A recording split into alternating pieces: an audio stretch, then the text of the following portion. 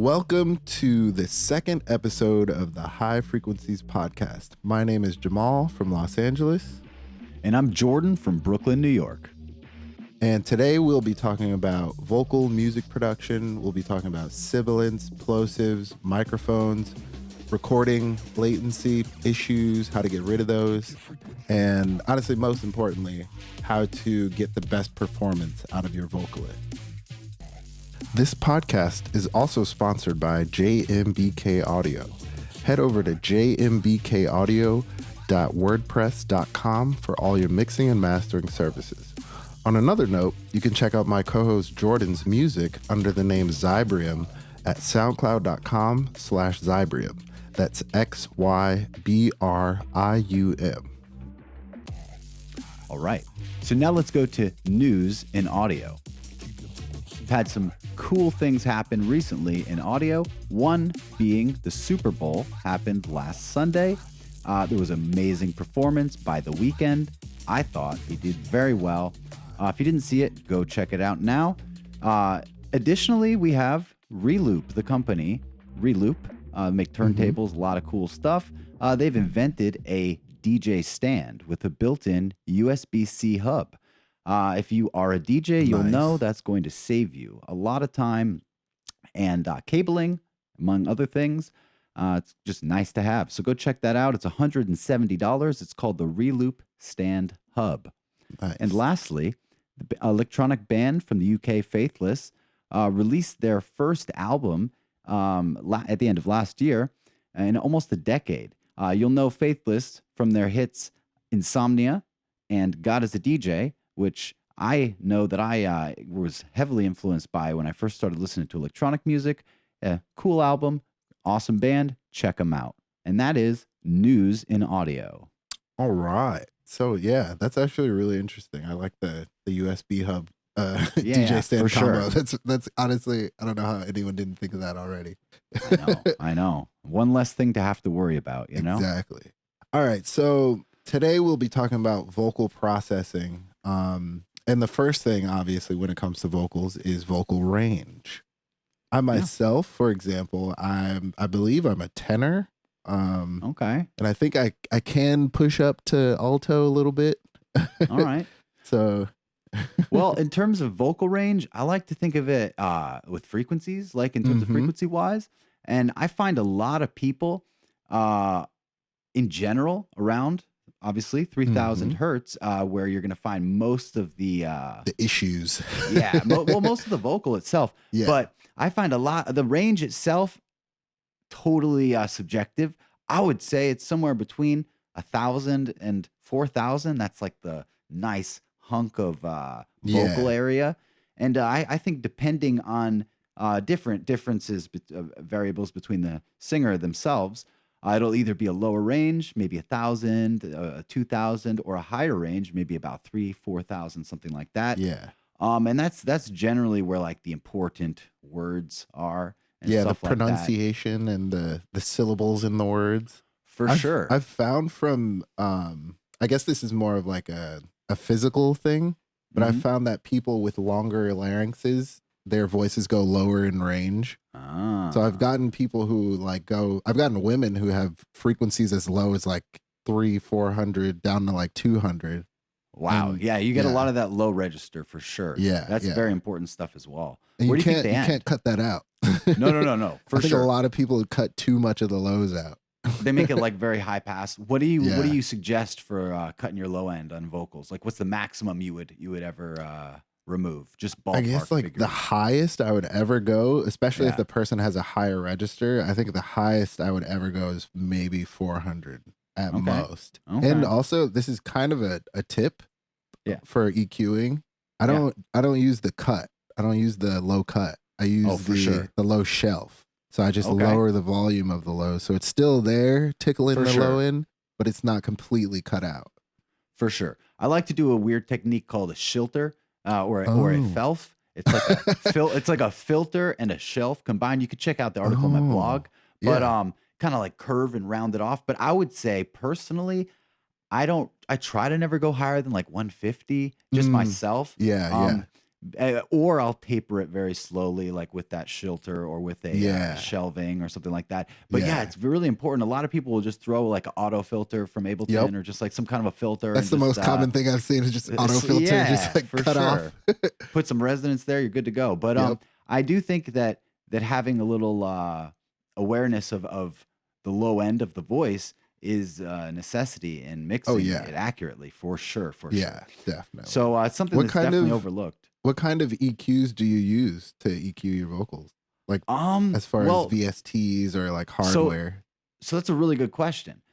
Something I always do first is I always want to start off with digital. And I always want to start off with reductive, because a lot of people, the first thing we want to do, I noticed, is they want to start adding stuff. They want to make it sound great. They want to put stuff on. But a lot of times, especially because it's real life, you've recorded other stuff you didn't want in there. Yeah. So I find one of the things I do first with anything pretty much is just clean it. And by cleaning it, then you've provided room to add whatever you'd like later. So I think like reductive is a really good first step before you would do any additive. How about you? Yeah, I have the same philosophy, honestly, because to me, it's like, instead of trying to turn up all the things that you like, you'll end up just getting into that rabbit hole of like, I have to turn this up now and turn this up now and turn this up now. But if you just I kind of take the sculptor's approach, where you have like this big chunk of a rock and the sculpture is inside of it, and you have to sculpt away the rock to reveal the beautiful sculpture underneath. And that's kind of the approach I take to vocals. You got to like scoop out pieces, and then you're left with something beautiful. Exactly. And then you can turn that up. Well, that's great. We agree there. Yeah. So cool. So after, how about this? When we first start doing vocals, what is like one of the things you try to take away first? Like what's an area you try to at least acknowledge to see if you do need to make adjustments there? Honestly, the first thing that I always notice is sibilance. Is that like high end, like 3 to 5K, even upwards of like 7K, that just like hurts, because the human ear is very sensitive in that frequency range. So it's like, first things first, let me attack that part to make sure it's tamed. And going back for a sec to vocal range, one important cool concept, if you guys aren't aware, to check out is it's called a bunch of different things: equal loudness curves, Fletcher-Munson curves. But, yeah. Well, basically what it says in my explanation is the way that we've evolved over time is so we can hear our voices louder over any other sound source. That's why when you're at a show, your buddy talks to you, you can hear them over the loud music. Yeah. So that being said, when there's other frequencies in there like sibilants, which are like we'll discuss, we're discussing now, but we'll discuss in a minute. That the amplification of those frequencies to a similar level of we're actually talking, where we're used to hearing our voice, can be painful, or can be distracting in a sense to the listener, to where they're just not going to want to turn it up anymore because it's already really loud. So definitely having an awareness of this is crucial. Really important. And for sure. I think too, I forgot where I read the article exactly, but I read an article that said that human beings are so tuned to that frequency range because that's also the frequency range where babies cry. So like through evolution, through obviously like our ancestors took care of their children because we're here now having this discussion. And so we evolved over time to pay attention to that specific frequency range. But that also means that it's not that enjoyable to listen to, because if you've ever heard a crying baby, then you already know it's not fun. same frequency as the smoke alarms. Yeah, so we'll hear exactly. Them. Yep. It's just like alarm. Your brain goes into alarm mode when you hear that frequency. I know. You pay attention to it. Exactly. And that's in my weird theory of why that exists is to prevent us from getting hurt and danger. So if there's danger happening, if there's like some loud noise, we could be like, look out. And we'll hear the other person over that. So it's a way that we've also, but the baby thing, that makes a lot of sense too.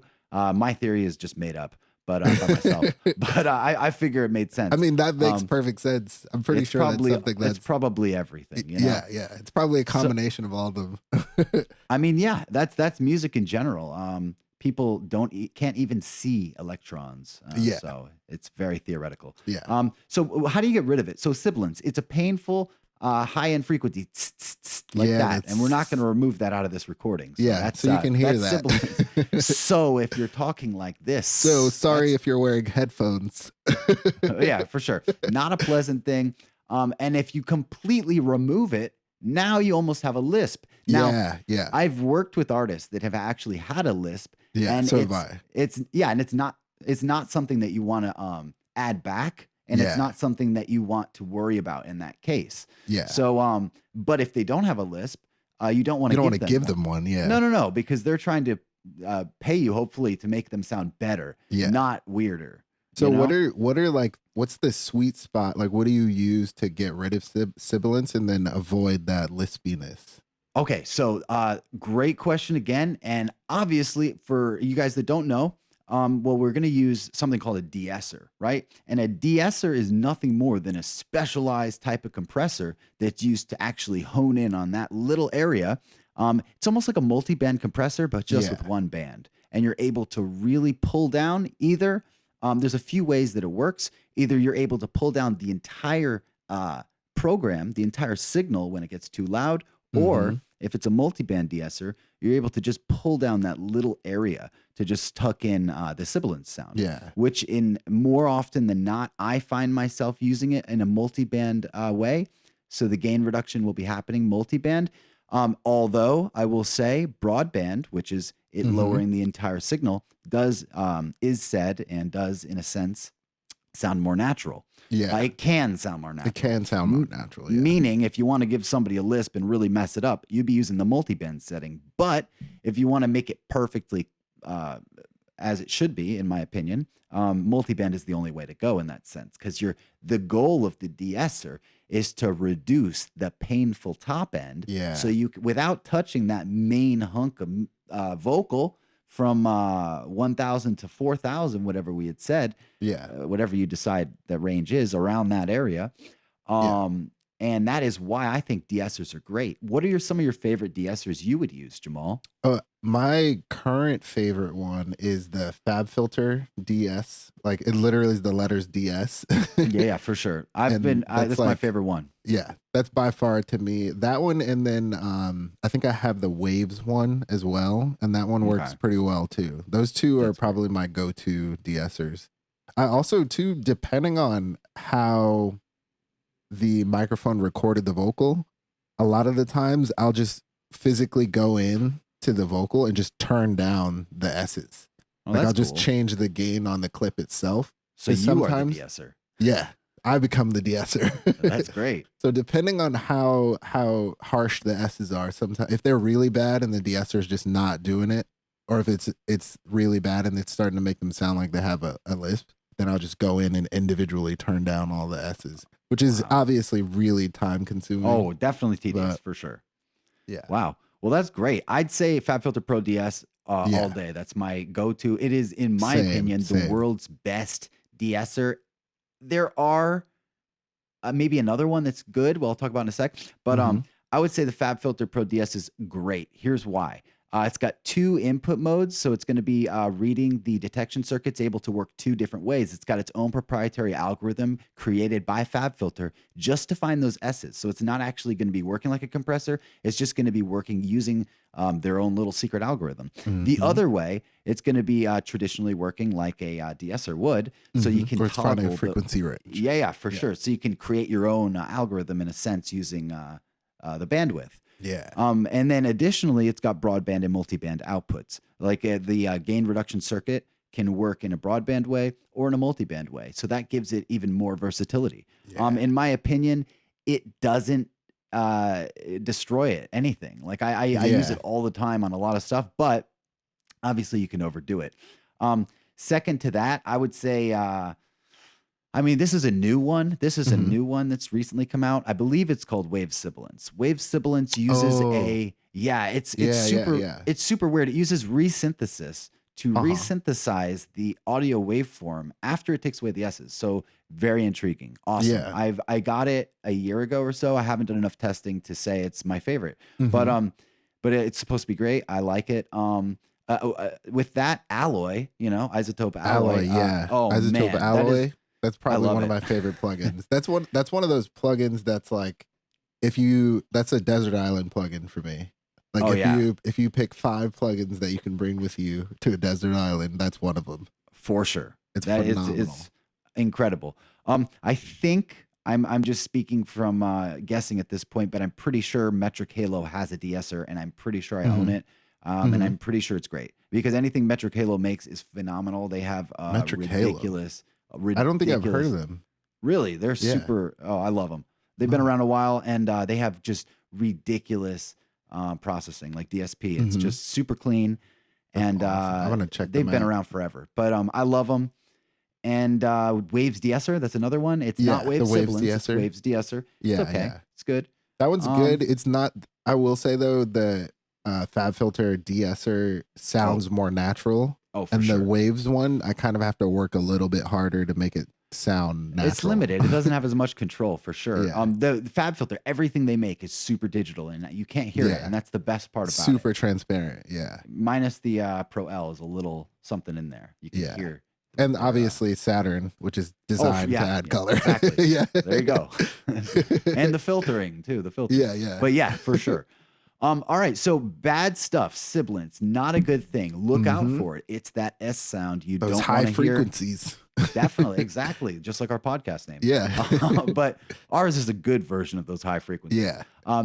So let's talk about that other low end version of that bad thing. What's that other low end thing? Plosives. The the b, and the t, plosives. Right? Yeah. Any breathing of air. So if you're gonna go like but. Or like or like I don't know. Or even like I had this issue recently, but recording whistles are super difficult. There you go. They're just blowing into the microphone. So this is where there's 2 kinds of things to help you. The first kind of thing is going to be a windscreen here, and the other thing is going to be a pop filter. So let me go ahead and grab a pop filter, and then Jamal's going to tell you a little bit about them. Yeah. Do I actually have one somewhere? I don't know where it is right now.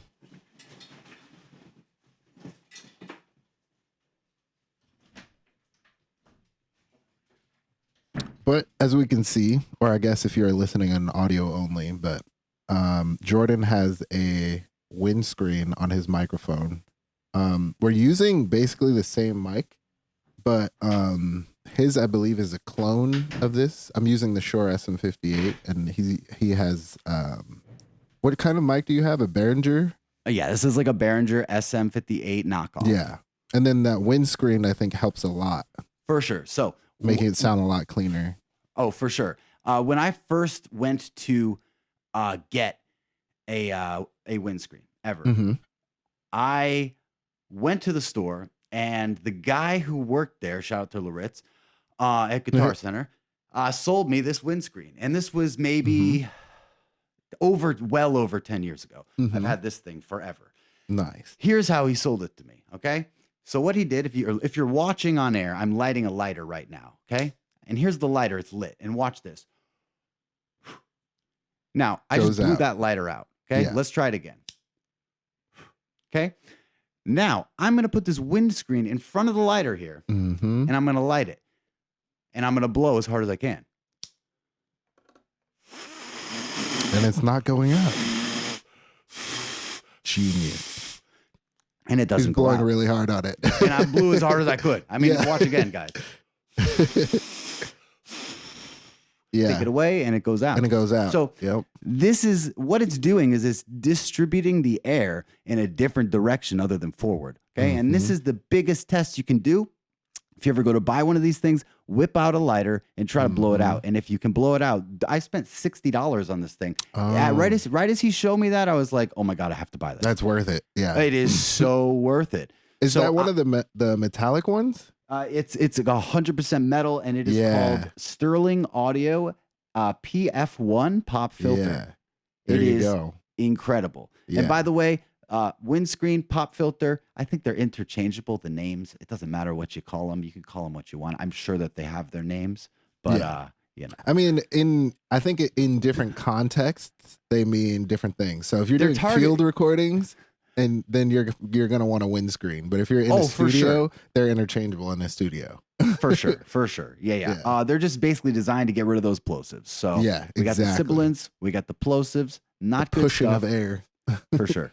But basically the whole goal of this is to kind of control the air coming out of the vocalist, right? Or the person talking even. Yeah. So if I were to take this off the microphone right here, let's do that. It's a lot more susceptible to all this. And it sounds a lot more. Yeah. This is just a weird foam thing. Now, it also is allowing more high frequencies to pass. Yeah. So this is a recording technique. You could take this thing off, and now it's a different sounding microphone. You have high. Yeah, you have high frequencies. But it's not something good in podcasting. I mean, I'm going to put it back on. Yeah. In podcasting, you definitely want a little bit smoother vocal. it is one less thing to worry about. That is one. It's the less we have to worry. The and easier less it is. Post-processing as well. For sure. Honestly, plosives are one of those things. Again, like what we were talking about earlier, using subtractive EQing. Oh, that's the only way. That's one of those things that if you record it into the recording, that's the only way to get rid of it. It's to just cut it out. Because you'll see this big spike in the signal, and you're like, oh, that's when they said please. And then or when they kick the mic stand. If you kick the table or kick the mic stand, you're going to get a plosive. And you didn't even, you had all this, you had the windscreen, you had the pop filter, but how did you get the plosive? Well, you kicked the mic stand. You hit the mic, So this is why people will use built-in high-pass filters on their microphones, but then you have it's taken that away. You have zero low end, Well, not zero, but it's taken that. So if it's a 75 hertz high pass, it depends where the filter is. Ain't no 75 and below, so it makes it you record it into the signal. It's locked in you want to get the biggest, dirtiest recording you can, meaning in context the most amount of frequencies, the largest frequency response possible, and that is an argumentative subjective statement. You can argue with that, but I like to have as much as to a certain degree. I agree. For sure. If you have a good mic, then you want to record all the frequencies, and you're in a good recording space. For sure. Like you don't want to record the papers from when you turn the page into the microphone. Exactly. Even though that's part of all the frequencies. That's not what I'm saying. I'm just saying when it comes to like a dead room and having a sound source, I want to capture the entire sound source for every possible frequency. Then I can determine what I want to remove later, instead of having a predetermined frequency response. Yeah. And it'll allow it to sound more natural that way. Exactly. That sounds much better. So let's talk microphones now. Yeah, let's move into mics. All right. So microphones. This is a really, really awesome topic, and it gets addicting when you buy them. And when you get into the world of mics, you want one, and then you want another, and it's like and another, and another, and another. Yeah, because they do different things. It's a way you can capture reality, and have it forever. It's really, really interesting. And honestly, it's almost like I draw a comparison to like pairing wine and cheese together.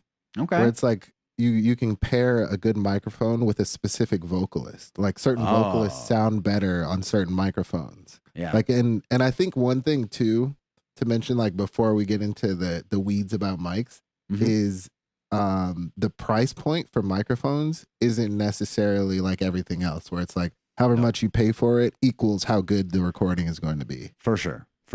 With to some extent, for sure. Yeah, like, to some extent. I am using a $20 microphone right now. No shame at all. I'll upgrade it, but at the same time, with the right preamps and the right everything, it's and the right room. It's not just like I'm going to buy $20 and go on the street and record. Yeah, you have to have a couple other factors. Yeah, but when it comes down to it, you could spend $20 on another company and have a much different experience, a very negative experience. So this company, by the way, is Behringer. They used to be not so good, but then they've become better in the they've been definitely improving the past like 5 to 10 years. They've been stepping their game up for sure. I'm not sure. I don't want to say things. Goes. I don't want to give misinformation, but I think they did something with TC Electronic or some partnership with another company that made them improve on their parts and everything. Look it up for yourselves. Again, I don't want to give misinformation, but to my beliefs, they did some kind of weird partnership with another company that did drastically improve of everything. Yeah. Because back in the day, Behringer stuff would be a temporary purchase. You'd buy it and it wouldn't work. Minus DDM 4000. That was my first DJ mixer, and that thing was a beast. It lasted through everything. That's awesome. For sure. All right, mics. Let's talk about them. We got what are the microphones in the world that exist? Well, I think first, because we both have this mic and we're both talking on this kind of mic, is the Shure SM58, which, in case you guys don't know, or if you're on audio only, it's the typical vocal mic. It's the vocal mic that you see in like concert venues, and everyone holds it to sing, and it's a dynamic microphone. Good. Yep. Dynamic. It's like the most basic raw form. There's dynamics. Yeah. Right. There's dynamics, and then there's condensers. And then there's ribbon mics. There's all other kinds of mics like crystal microphones. There's crystal mics. There's contact mics. There's PCM mics. There's all kinds of mics. There's pickups. There's a lot lavaliers, which are probably lavaliers. But shotgun mics. Mics. So there's a ton of stuff. But then you start getting into like, okay, a shotgun mic is a condenser. It's just a different like shape. Yeah, it's a different shape, and it does sound rejection. Different in a different pickup way. pattern. Yeah.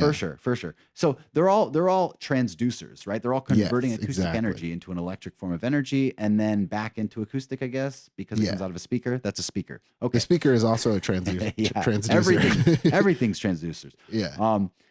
But yeah. So these dynamic microphones, they're very awesome because they have a really dry, forward, direct kind of sound, in my opinion. I mean, you can change it up, but they're not the same thing as a condenser. How do they differ for you, Jamal? What do you find yourself using dynamics versus when do you find yourself using condensers? So that's a great question, because for me, it depends on the vocalist. So for dynamic microphones, because they could take a little bit more of a beating. For sure. Because the condenser mic actually has a diaphragm inside of it that's really, really sensitive. Mm-hmm. So if you, for example, like are recording drums, you probably want to use dynamic microphones. For sure. If you're recording the overheads, then maybe you could use a condenser. But for example, like the kick drum, you're probably going to want to use a dynamic.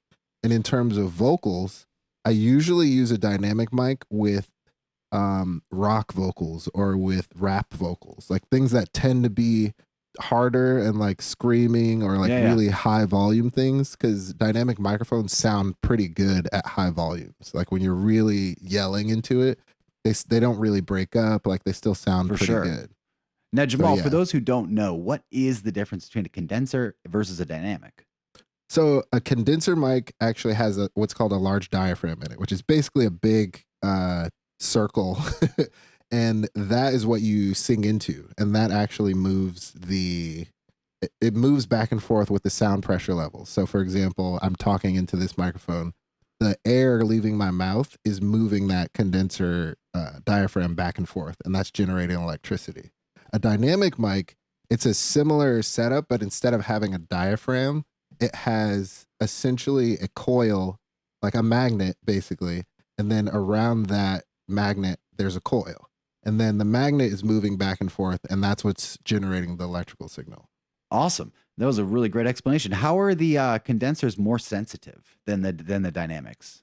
I think they're more sensitive purely because of the fact that there's a large diaphragm. Well, and they're powered, and you're able, right? Yeah, and they're powered. They got phantom power, which is 48 volts of that DC electricity pumping through them. It's giving them a more sensitive frequency response, in my opinion. Like, for example, I could throw this microphone across the room and be fine. With a condenser mic, I cannot do that. It would not be fine. It would not be fine. It would sound different, probably. For sure. Now, ribbon microphones, these are really, really interesting because ribbon microphones are very, very, very sensitive. Now, the transducer on them is actually a small ribbon that can easily be broken with a high SPL. High SPL is a large sound pressure level, which is just a large exertion of transduction of air or energy or whatever you want to call this stuff. It's me making a sound too loud, right? Yeah. So if I make a sound too loud, you can actually tear that ribbon. And for this reason, most ribbon microphones, if not all ribbon microphones, are going to be what is known as a figure 8 pattern or a bipolar pattern. So they're going to be picking up sound off axis, and from the back. not direct on it like this, but kind of from the sides. And this is what's used in mid-side recording, and this is among a million other things. They just have a totally different sound to them, and they're more for like a not directional recording, in my opinion. They're very sensitive. They don't ever use phantom power, minus cloud microphones, which have a internal system that allows them to use phantom power. Without that, you would never want to use phantom power with them, because you can damage them. You can break them. for sure. Yeah. I think too, I think we forgot to mention that, for example, dynamic microphones have a cardioid pattern. And it depends on, for example, like a shotgun mic has a hypercardioid pattern, which basically means that directly on axis, it's going to capture everything around where the microphone is pointed. For sure. Yeah. And it's going to also, shotgun mics have a way to cancel out the sounds coming in on the sides of them. So they're very, very, very directional. And that's really awesome. Extremely directional. And another thing is crystal microphones are very awesome for like, I think they started off with harmonicas and things like that. They have a totally weird, crazy sound. I don't even know where you can buy them. How do those work? Crystal microphones. I've honestly never had an experience with them. So I've seen them. I've been around them. I've never owned them. I think they sound great. It's like that old weird. I mean, not great. That's what makes them sound great. They don't sound. They don't sound. They sound weird. Like it's sound the good weird. kind of bad. Yeah, and they're great. Again, I'm speaking from whatever's in my head. I believe they are traditionally used on harmonicas and the older style recordings, and they sound like they just have a distinct sound to them. Check them out for yourselves, guys. I don't think you can buy them anymore. I think it was the original, like not the original, but the older style microphones was crystal microphones. But they're pretty cool. It's just so interesting that all these different forms of transducers exist, capturing the world in different ways. The reason being, in my head, everybody has a different perception of reality. Everybody's experiencing reality completely different. So if you use a different microphone, it's like seeing a different shade of green or seeing a different shade of blue. It's just changing the shades of the colors. So other people can be affected differently. Somebody might say, okay, this sounds better like this. In other words, this looks better in this shade of green versus this shade of green. So that's how I see microphones, or the differences between a dynamic and a crystal and a condenser and a ribbon or whatever. It's a good way to put it. That's a really good explanation of perception itself. Yeah, right. But yeah, beyond that, we got polar patterns we can kind of talk about quickly. You started talking about polar patterns, but a little bit, yeah. What are some typical polar patterns? Throw them out. Let's talk about them. There's cardioid, hypercardioid. There's bipolar, like you said. There's omnidirectional, bidirectional. Probably a bunch. I can't. Yeah, there's probably a lot more patterns. That's the there's main. Actually, that's the main. There's ones that I've seen where they're like 3D microphones. It's like they cross microphone patterns. So then you can capture audio in 3D. So I've seen that for VR. You mean for the VR? For VR. Yeah. And so now it's they have basically like 3D taking your head itself mics. and like walking around. Yeah, they have 3D microphones. It's pretty nuts. I'm not. It's beyond where I'm at. I need to get. Yeah. It's honestly, I was thinking about mixing. That must be so insane. Like, how do you mix in 3D?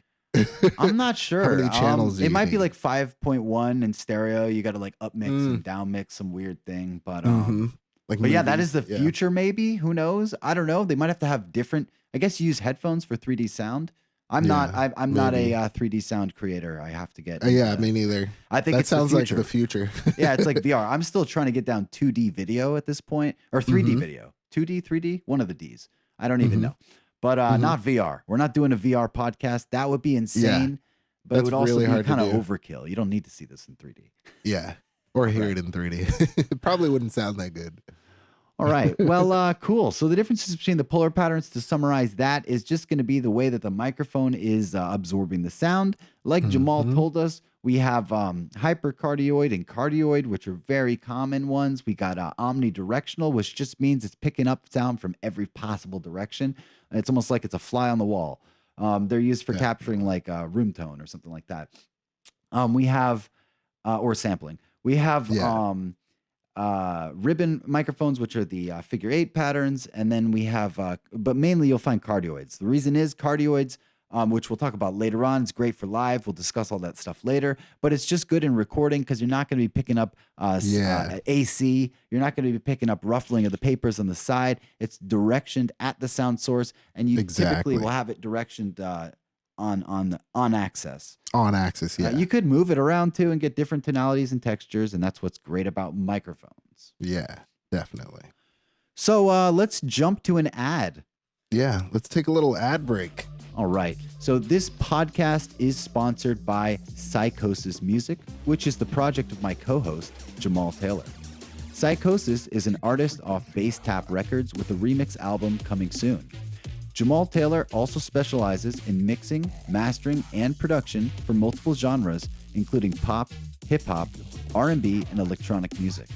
For inquiries, please email drpsychosis@gmail.com. That's drcykOSIS@gmail.com. For more information, visit psychosis.net. All right. Thank you very much, Jordan. I appreciate that. Yeah, of course, man. All right. So let's move a little bit more into music production. Let's get a little bit away from just microphones and all the technical stuff. Let's move a little bit into how to actually produce vocals. All right. So what are your main recording techniques in terms of actually producing vocals? Well, something that I notice a lot of the time people do is they write stuff down. Obviously, right? They write stuff down. Nowadays we have a phone, right? Even on the phone though, you're going to notice everybody is like hunched over, looking down at their phone. Writing notes. Well, just looking down. I mean, I don't know. That's like the world now. Everyone's looking down all the time. Yep. No, I mean, to be fair, it would be extremely weird if we held our phone and looked up, right? So no one's going to walk around looking up. That would be frightening. That would look even and dangerous. People would be falling downstairs. It'd be not a good scene. So yes, people look down by default. So knowing people look down by default enables you to say, okay, you're restricting the airflow that's coming out of you. So when you restrict the airflow that's coming out of you, most of the time you're going to get a worse performance. I mean, all of the time you're going to get a worse performance. So that's a really good point. Something I always do when I'm recording a vocalist, and I don't know what they think of it, but I'm going to assume they get annoyed by it probably, is I put the microphone a little bit above their nose, kind of like this if you're looking on the video, just a little bit above their nose. So this forces them to look up because they want to sing into the microphone. So now they're going to be looking up, which if you're nice, I mean, put a stand in there so they can put their phone on the stand or papers. So now they're looking up, they're open their whole diaphragm, they open their whole airways, and they're able to sing without restriction now. And 9 times out of 10, you're going to get 100% better performance. So that's my biggest thing to tell people is breathe. Dude, that's such a great tip, honestly. For sure. And then one more thing, just so I can like say this one too, is I will, just something I personally do is I will not have them sing into the microphone because a lot of times people are just going to slam and sing like they can get as close as they can and scream. So I try to put it right above their nose, like I just said, to make it even harder for them to sing into it. So they're going to lift up their head and try, but you have to hang it up so they're not actually yelling directly inside the microphone. Because from my experience, half of the singers out there will say half the singers are not trained. They might be good, but they're not, or even they're not trained in mic. They don't want to worry about mic it. placement. How's that? They don't want to worry about it. I wouldn't want to worry about it. I don't want to think about if my guitar is tuned, if I'm playing something or recording. So it's a matter of, it makes their life easier. So it's one less thing to have to worry about in the studio. Two huge things: breathe and don't scream directly into the mic. Yeah, that's another thing too. Like piggybacking off of that is. Pop filters are perfect for that. Like having the pop filter a little bit away from the microphone just makes it so that they're not inside the microphone eating the microphone. Even for example, like with a dynamic mic like I'm using now, I've actually put a pop filter before while I was in the studio on SM58. When the rapper asked me, he was like, "Why are you putting that on there?" And I didn't explain it to him because I didn't want to get into the details of why. Yeah. And I was like, "Oh, it's just because it makes the recording cleaner." But in reality, I wasn't really worried about getting a clean recording because we were in like a nice vocal studio. Yeah. And I was more so worried because he kept like getting up on the microphone like this and really just like eating the microphone. And it was just like, it just was clipping. It just didn't sound good. Yeah. So I used the not just for windscreens, but to kind of push him away from the mic a little bit. Yep. And another thing I want to add, turn up the monitor in the headphones. Just turn it up loud. Just make it loud so they're not going to be screaming. Because like a lot of times, like loud. Even now, I can't hear myself in the podcast headphones because I just chose not to. I don't want to. So I'm probably talking louder than I normally would. Why? Because I got headphones on. This is a human nature thing. So understand that maybe they don't want to hear themselves, but they should. I mean, I in my opinion, I would want to hear another myself. thing too is when you're singing or when you're talking, you're also hearing your own voice reverberating inside your chest, like inside your head, inside these cavities that are a part of your body. It's true. So your own voice to you sounds louder and deeper than it does to everyone else. Very, very true. So when you have headphones on, you have to be cranked basically in order to properly hear yourself. Mm-hmm.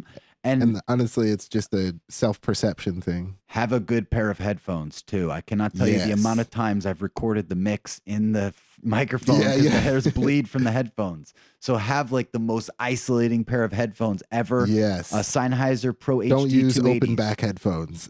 No open backs. Get some Sennheiser HD Pro 280 whatever's. They're cheap. They're $99.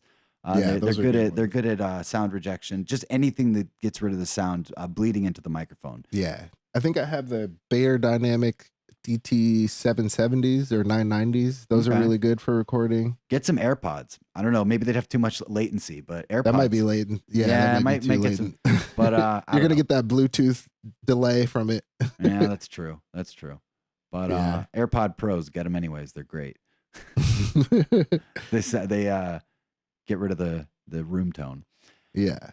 So yeah, that's a good recording technique. I think another thing to do while recording, and this is something that I guess is dependent on genre, but doing multi-tracking. So like you were saying earlier, like off mic, like doing double tracking, triple tracking, like stacking vocals on top of each other. I think that's something that's really important to do. Do you ever record with multiple mics at the same time? I have done that before. And I actually, we were in a gigantic loft. Yeah. And to me, because the loft, it had like really nice wood and like it had like a brick wall, the reverb in there sounded phenomenal, just like in the room. And so what I did was I took a condenser mic and I placed it like probably 20, 30 feet away from where we were actually singing. Mm-hmm. And then I had a dynamic mic that was right on their vocal. So it was capturing just their clean vocal.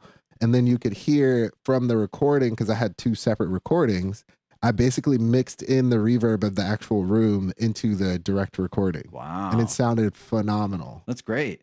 Yeah, it was really, really fun. That's awesome. Yeah, it's it can be a challenge to record with multiple mics because you want to have all of the microphones like capturing the sound equally. You don't want to have one over here and they're talking like off. Unless that's what you wanted to do and record the actual room tone. So that's another way you can do that. But recording with multiple mics is a super easy way to find out which one sounds best, or to combine different tones. Like one's a more lower, boomier, bassier kind of sounding mic, and the other one's more of a crisp, detailed condenser or something like that. So it is a cool thing to do, but you gotta kind of position them.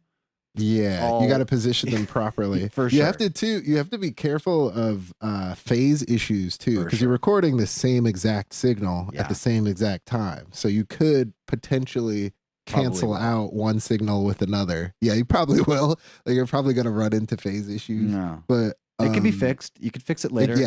You can just invert the phase, and then you kind of will probably fix most of the problems usually. I've also with acoustic guitars, this is kind of straying away from vocals, but some really good recordings that I've gotten of acoustic guitars is having a condenser on like the neck area or aimed towards the neck, and then having a more direct recording of the actual where your hand is on the sound hole. Yep. And like mixing the two together, you get beautiful acoustic guitar tones. You can control the whole high end with the string area and the whole low end with the guitar part. Yeah. That's really great techniques and really great advice. Yeah. I thought I'd just throw that in there for For recording. sure. Oh, for sure. All right. So double tracking, triple tracking, for you guys who don't know what that is, that's like Nirvana. You just sing and then you sing over yourself and then you sing over yourself singing. Or I guess what we were just talking about, record like 5 of yourselves and then just add them all together. But then you do have to worry about phase of recording and things like that, which can be fixed, but it's extra things to do. Yeah. Extra work. I think too in this is why I said it's kind of genre dependent, but especially in like pop music nowadays, and because in rap it's not as big of a thing. It's more like one signal, and then every now and then you'll hear a double. But in pop, especially like during choruses and things like that, you'll hear stacked vocals on top of each other. Like you'll hear those hip hop choruses got them. I'm gonna argue some of them do. I work with a lot of rappers that have been like, I want like 6 of me during this part, you know? Or something. But yeah, I mean, it's just like for the verse, you could do like a single thing, and then the chorus, you have like multiple things. Some artists will do like different ranges and like higher and lower. Then you get into like crazy harmonizing. Yeah, it gets like and then what about ad libs? Let's talk about that a little bit. Well, actually, before, how do you mix those multiple stacks? Like how do you place them in your songs? Like how would you what do you mean? Like are you talking production wise or mixing wise? Mixing wise. Yeah. Okay, so when you're talking if somebody sends me like 20 like vocals. A stack of just like a huge stack of vocals. How do you handle that? So so this is giving away the secrets. No. Honestly, man, a lot of times I delete a lot of them. Okay, so if somebody's because I've had people send me like, I don't know, 60 or 40, some insane amount of vocal tracks. Yeah. So no one's gonna use that. Well, I find myself deleting a lot of them, and I mean, but you don't say that. Just make them sound good. And then most of the time, you're only gonna need like 3, 5, something like that, unless they're harmonies, unless they're different harmonies. But a lot of times, people, let's say they don't necessarily have a great concept of mixing, or they don't care. Yeah, they're just gonna say, well, if I have like 10, I'll be louder, or if I have 20, I'll be louder, or maybe they record just different things, different sources. So what I try to do a lot of the times is I try to keep it as natural as possible. I'll remove whatever I feel isn't necessary. So if there's like 6 of the same thing, then there'll be 2 of them by the end. And then what I'll do is I will try to keep them all natural. So I'm not going to make much differences unless it starts getting cluttered and overcrowded. Then I'll do things like split frequency EQing. So like 2 of them will be on the highs and 2 of them will be on the lows. And then I'll have my 1 full frequency or 2 full frequency. But I think the biggest thing to know is the intent of the artist. And a lot of I think time, that's really important. For sure. A lot of times they don't want it to be a perfect sounding mix, and that's a weird thing to say. They don't want it to be a perfect sounding mix. What I mean by that, they don't want it to sound sterile. They want it to sound like them, and they might not be commercial. They might be a garage band, like an actual band that plays in a garage. They might be like not the DAW. But they might be like a band that wants that raw punk sound or just something. And I've worked something with these kinds of gritty people. about it. Yeah, they're like, that sounds too clean. I don't want that. Or like, that's not our sound. I don't want that. I've gotten that before too. So like I've sent vocals back and they're like, no, this is really clean. Like we don't want it clean. We want it to sound like gritty and like kind of lo-fi. For sure. So I try to keep it lo-fi it. Keep it as it was intended, but also understand that people will want a lot of them. Like guitar players will want their guitar loudest in the mix because they hear, these kinds of things. Yeah. So you have to kind of be do it in moderation, I feel like. But something I always try to do, just to summarize, is keep it the original form. Don't start like adding 100 reverbs to it. Don't add a bunch of choruses unless it doesn't work. If it doesn't work and it sounds cluttered, you can either delete things or split frequency EQ, which is just letting 3 of them be the bass and 2 of them be the highs. And then always, if you're doing this, probably a good idea to have one thing that is full frequency the entire time. So you can, it doesn't sound weird and filtered and muffled and stuff like that. And that's my advice. I think with vocals too, I think it's important to always have a mono vocal right down the middle. Exactly. Yes. No matter what. Always. No matter what. Same thing with almost everything you do, in my opinion. If you're doing like a dubstep, or if you're doing like rock, you want whatever that thing is, the main thing to be monocompatible. And you can have some super crazy wide bass it's like this neuro monster, but it should also sound okay in mono. It shouldn't sound like not existent. It shouldn't disappear. In my opinion. And everybody has their own opinions. So you figure it out for yourselves. All right. So moving on, recording. We're talking about recording. Let's jump into environmental recording. Do you want to be recording in a dead environment? Do you want to be recording, like you just said, in a live situation environment where you actually put a mic in the back and recorded it like you had talked about? What is your preference? Why? Let's talk about it. My preference, honestly, is genre dependent, or not even genre dependent, artist dependent. Okay. Because, for example, a lot of the artists that I work with, because I live in LA, most of them are going to be hip hop and pop. Okay. That's just what the reality is of LA. If I were in Nashville, it'd probably be a lot more rock people and country people. Okay. And usually, at least in modern music techniques, pop and hip hop have very, very clean vocals. They're very isolated vocals. Like, you very rarely hear the room in the vocal recording, especially in pop. Like, pop, it almost sounds like they're recorded in like an anechoic chamber where it's just the microphone and nothing else. So I think I think that's kind of my approach. But for example, when I used that condenser mic to capture the live room, the song was a drum and bass song. And the artist actually was totally into incorporating some of the room in the space that we were in into the song. Gotcha. Yeah. No, that's great. I think it's totally artist dependent. That's really, really good advice and a good point to make. What about for those guys listening at home?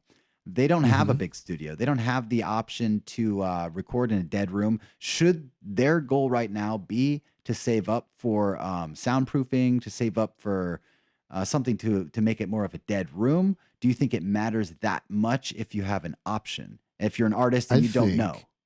Yeah, I think one thing to not get confused about is don't buy a really nice microphone unless you have a really nice room to record in, because you will not get good recordings out of that nice microphone if your room isn't also designed to make good recordings.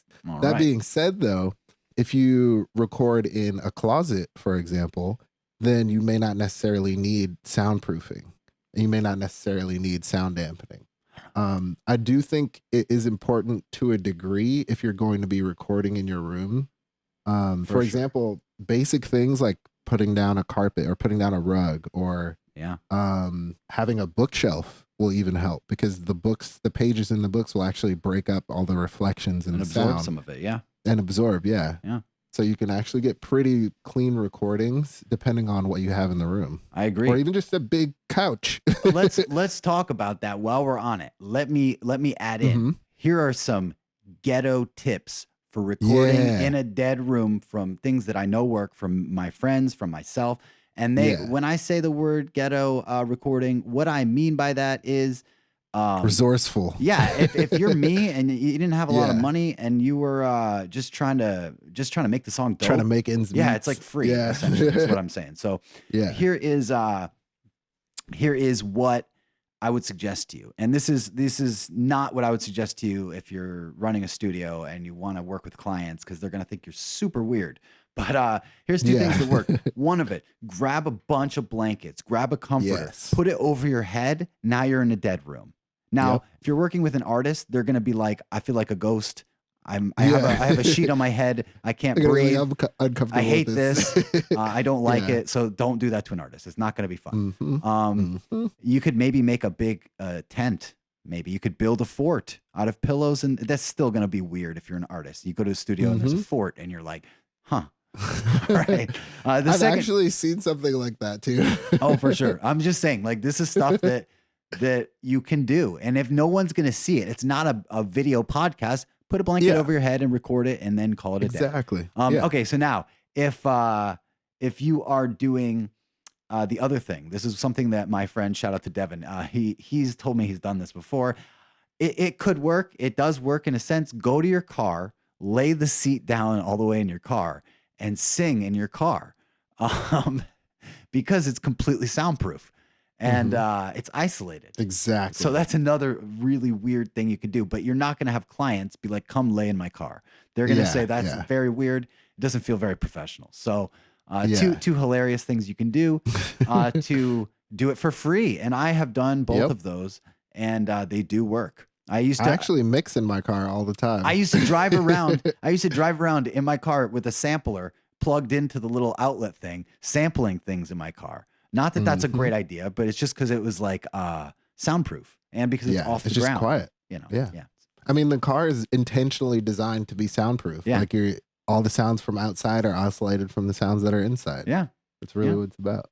Interesting stuff. So that's just some kind of cool tricks and tips. Or just buy soundproofing, or a carpet. I mean, there's a lot of things you could do. Records, CDs.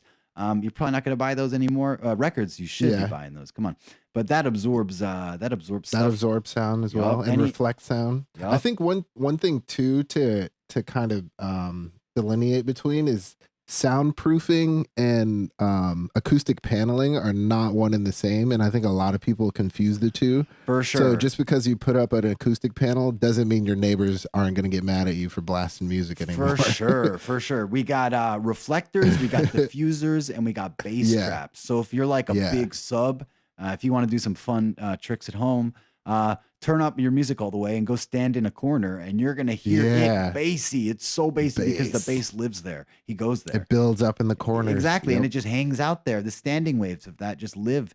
So go in the middle of your room and listen to it, and it shouldn't be that bassy. Maybe because it's the middle. Go somewhere that isn't, and then go to the corner, and you'll notice, whoa. Way more bass. And this happens on the walls and the ceilings with high frequencies and mid frequencies. So we have reflectors. Those are designed to break it up. Those are designed to like take my voice coming out of my mouth, hitting a wall, and it doesn't hit the wall. It hits something that is not flat, and it breaks it into all these pieces. So it makes it less powerful. So hopefully it won't be heard. And then diffusers, they're going to absorb the sound like a sponge, hopefully. Yeah. And this isn't for bass. None of these are for bass. These are for high and mid frequencies. The bass, they know what's happening. They're like, I'm not going to get sucked up. I'm going to hide in the corner. So they run into the corner and hide. And this for the reason you need bass traps. And bass traps are these wads of triangle foam that you put in the corners of your room. Super and what that thick does, and dense foam too. And it evens out the distribution of the low end to be a little more even, because you can actually be influenced. I like to say it like this. If you are in a room with your laptop on and you're like, it's very bright, and then you have a light on in the background, you're not taking into account that there's a light on in the background that's causing it to be bright in the room. Now, if you remove that light in the background, you'll notice the actual luminance of your laptop or whatever the source is. This same thing happens as if the laptop is as a vocalist or a sound source, and the light in the room, the extra light, is the reflections and the echoes. Yeah. So by removing that, you get a more accurate representation of the sound source or the recording or whatever. So it's very, very important, in my opinion. That exactly. Yeah, that was the perfect metaphor for explaining it. That's a really good way to explain it.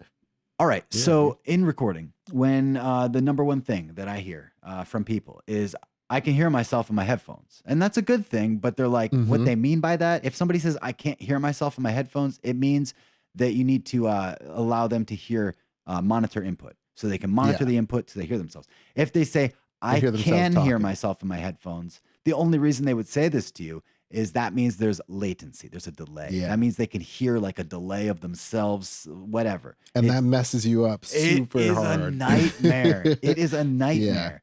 Imagine if you were talking. Just imagine this. You're talking and you have to wait 5 seconds for the words to be heard from your own ears. You would be like having a hard time. Yeah. So it's actually caused in times where I've been trying to record because the latency was so bad, it'll actually cause a stutter. Yeah, like it's just not. Fuck. Like you have to start over. Yeah, it's not a good thing. So it's very important to not have any. I mean, you're always going to have some latency. Now, for those who don't know what latency is, it's just a delay between a source and a sound. And everything in life, including your own perception of reality, has latency. This is the reason that, and I do not suggest doing this, that's the reason that if you accidentally were to touch a hot surface, it'll take you a few milliseconds to send the signal to your brain that it's hot before you remove your hand. Yeah. It's not 0 milliseconds. It's like a few. I didn't count it, but it's a few. And for this reason, believe it or not, everybody has a different latency interpretation of reality. So everyone's experiencing like touching something hot in a different way, in a different amount of time. For what I'm saying is some people are literally slower and faster at perceiving reality than other people by a few milliseconds. So that's just how life is. So your DAW is the same kind of way. It's got to take a minute to process, not a minute, but it's got to take like a few milliseconds to process to spit it out back into the the sound. So what's happening is something's going into your computer and then it's registering that thing and it's outputting it to the speakers. That's not a 0 millisecond instantaneous transaction.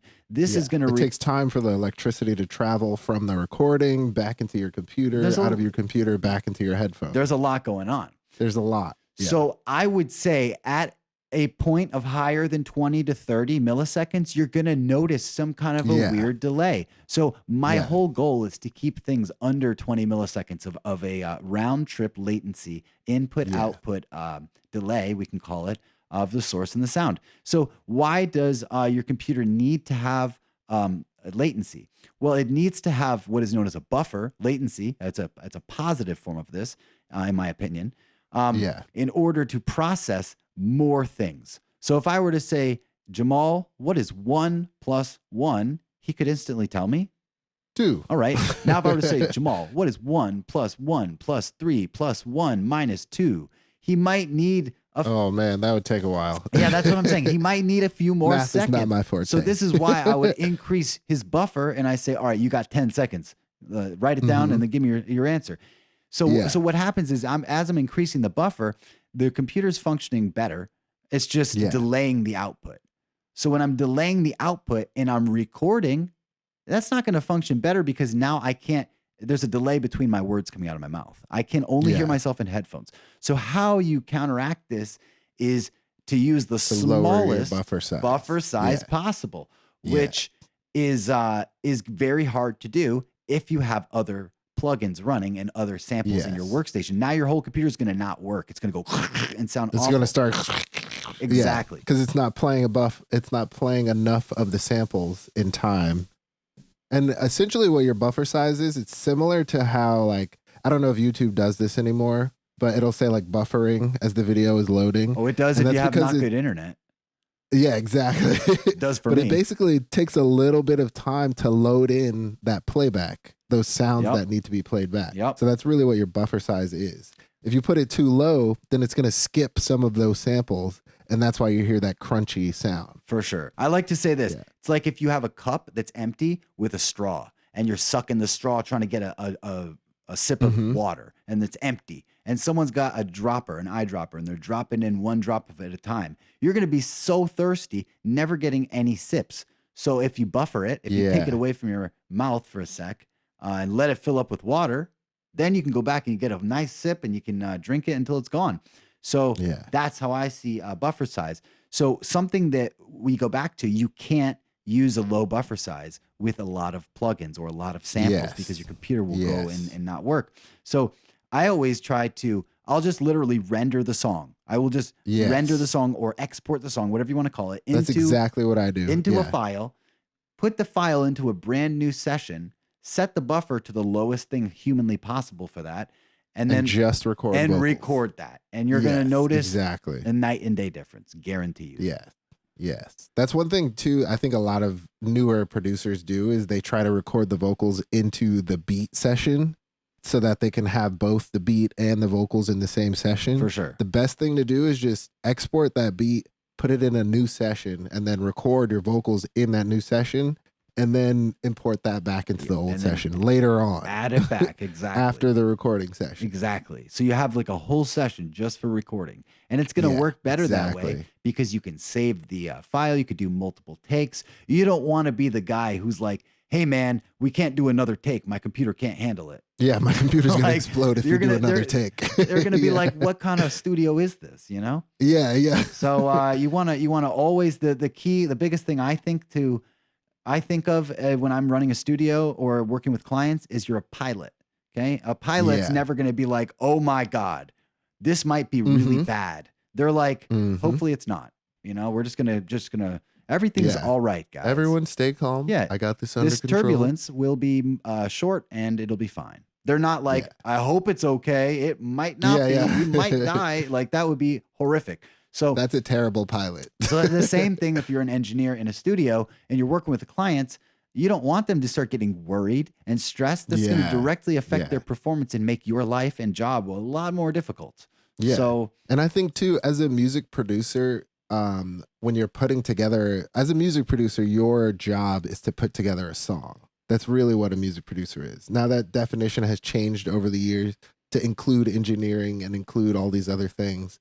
But for example, someone like Quincy Jones or like Rick Rubin, like as a producer, their job is to put together the best performance. So as a producer, that's like with the pilot metaphor, you're the one who's driving the plane. Yeah. So when the artist comes into the studio, you want to ensure, in order to get the best performance out of them, you want to make sure they're comfortable. You want to make sure that they can sing their best and be their best.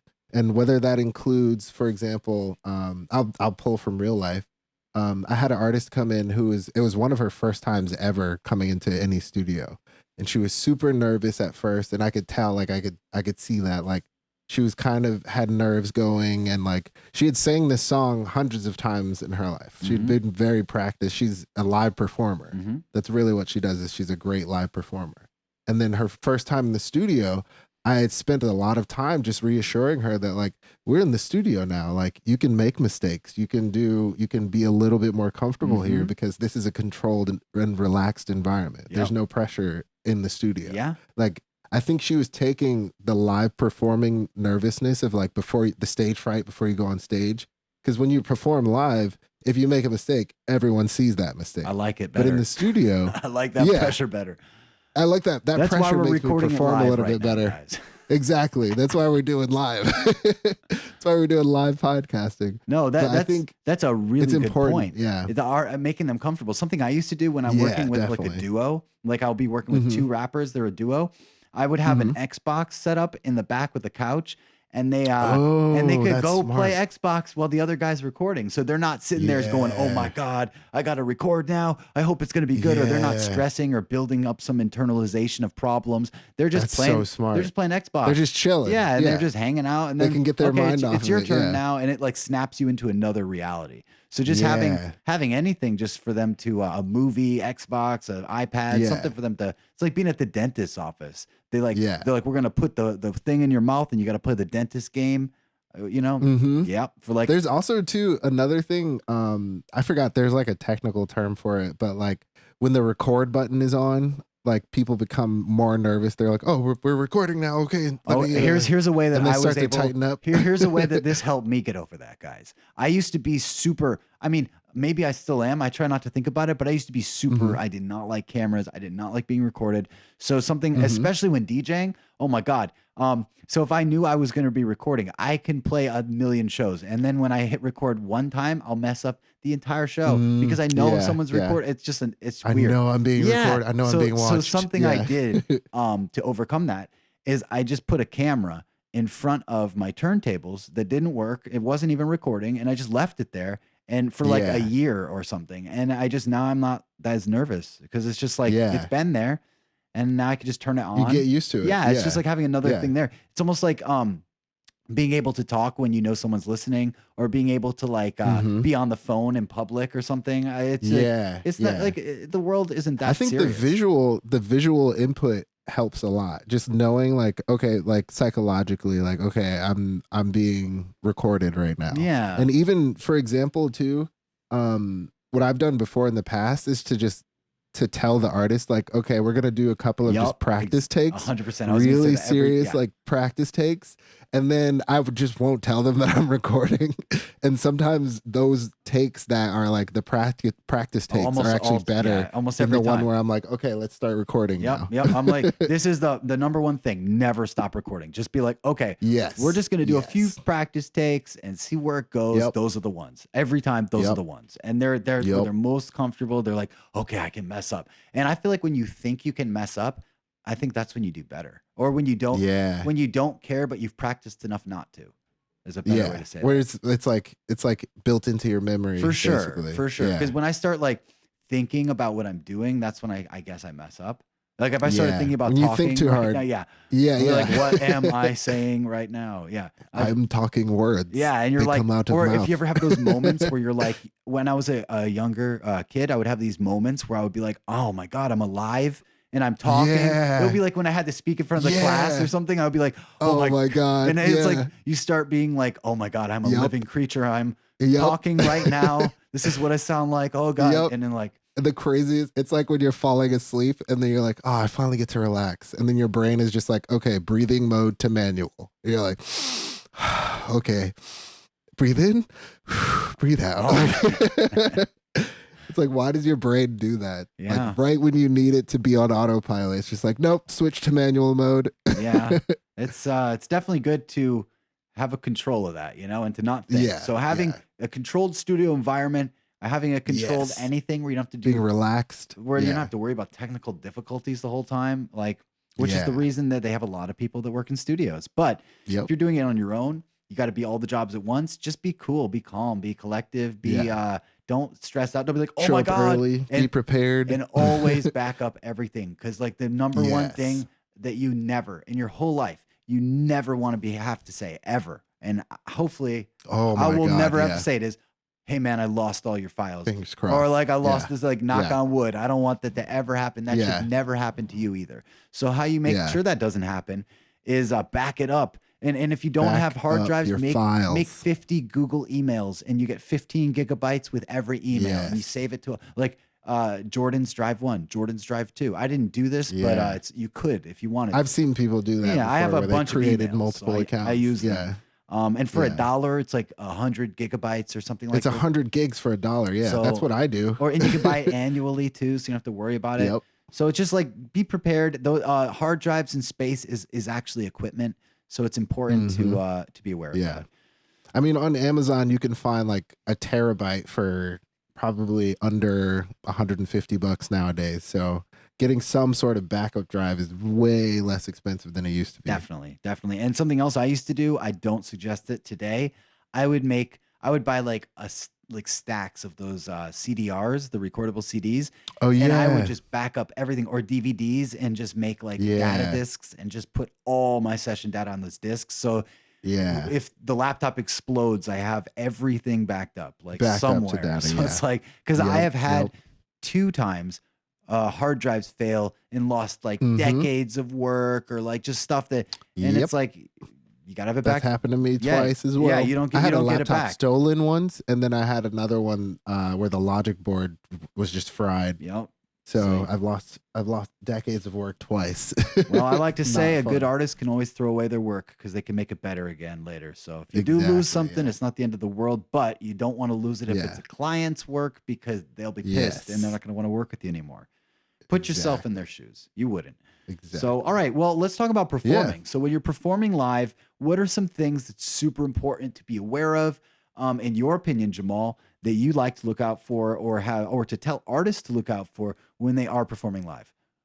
Well, I think performing live versus performing in the studio are two different worlds, because when you're performing live, the audience is way less aware of what you're doing as you are. So for example, like you make a mistake or you sing a wrong note or something like that, the people in the audience, they're usually probably a little saucy. They're probably a little drunk. They probably didn't even notice that you messed that up. The only way that they will notice is if you show them that you messed up. I've actually been to shows before where a friend of mine was singing and he started the song off and then he stopped and he was like, I messed up. Can I start that over? but no one had any idea because we don't know his songs. Like no one has his songs memorized. So he could have just kept going and no one would have noticed. But then because he stopped and was like, can I start over? Everybody was like, oh boy. Like, what is this guy going through? So don't do that. No. That's I not like a to good say, thing to do. Have dignity when you mess up, in a sense. Like I make I don't even count them, but I definitely make mistakes when I DJ live. Like 6 hours a night for like every Friday, Saturday for years. Like you're guaranteed to make some mistakes. So it's a matter of like laugh at it, like be like, oh, I won't do that again. Yeah. You know, I would never want to be like, because nobody cares. Like you're the only one. I think that's the thing. Knows. You know, I think that's the main thing. I've made so many mistakes this podcast, and I'm sure like Jamal, you made one too. I'm saying like, I'm seeing two or three right now. Yeah. So it's like we'll go back, we fix it. That's life, and we're gonna edit it. Yeah. I think how you handle your mistakes makes you who you are. I mean, you just got to roll with for the sure. punches. That gives you character. Like, look at this is what mistakes look like. See me. Yeah. But you get them out of it. You learn from them. Don't just be a mistake. Yeah. Make them, learn from them, grow, progress. And then don't make them again, and then make new ones because that means you're challenging yourself. That's what I like. I think if anything that I've learned from video games is that if you're encountering enemies and you're making mistakes and you're like dying, that means that you're going the right direction. You're getting towards the winning goal of the game. There you go. If you end up in a boss fight, that means you walked the right way. All right. Well, that's cool. What I've learned is everything's a simulation. All right. So we are in a video game. Hey, you never know. All right. So in terms of physical microphone control for live, what is really important about that? Let's talk about feedback. Let's talk about mic control. Let's talk about holding it, how close you hold it to your face when you're yelling into it, levels, clipping, all these kinds of things. So I think as a vocalist, I mean, you can probably weigh in on this a little bit more, but I think as a vocalist, some of the best vocalists that I've worked with are church singers. Okay. Because when they get loud, they do that pullback from the mic. Yup. They almost are their own compressors. Watch the Super Bowl The Weeknd. You'll know exactly what he's talking about. Amazing mic exactly. control. Yeah, no. You can tell he's been trained. And don't point the microphone at the speakers. That's super important. Don't aim it at the speakers. Ever. Don't aim it in any direction near a speaker. And that's some key takeaways from having it. Because basically the microphone is picking up what's playing out of the speaker, and the speaker is playing what's coming out of the microphone, and the microphone's picking up what's coming out of the speaker, and that cyclical thing happens over and over and over and over, and you get a feedback loop. Yep, exactly. So, and don't do a mic drop unless you're signed at the end. Yeah, don't do a mic drop unless you can afford to buy the microphone. Well, yeah, something. So yeah, no, that's really great, and I hope we gave a little more insight into microphones, vocals, everything surrounding those. So if you guys have questions regarding this, suggestions, comments, ideas, or you just want to share some of your tracks with us, feel free to send us an email to highfrequenciespodcast@gmail.com. And you can, again, that's highfrequenciespodcast@gmail.com. And you can send us anything. You can send us your content. You could send us your recordings of vocals to ask what we think. If we have any tips for you. Yeah, all submission is welcome. We will add you to the show if we feel that it fits. And we do thank you guys for listening today. And our next episode is going to be great. It'll be airing next week. And hope you guys enjoyed it. Thank you guys very much. We appreciate it. Also, this podcast is brought to you by Garnish Music Production. If you liked what you heard during the podcast and you want to know more, sign up today for a music production class and receive 5% off with the code HIGH. That's HIGH. HIGH. All right. Well, on that note, we would like to say bye. So we will see you guys next week for episode 3. It's going to be a great episode. And we'll see you then. Again, shoot us some content. Yeah, we'll see you guys then. Shoot us some content. highfrequenciespodcast@gmail.com.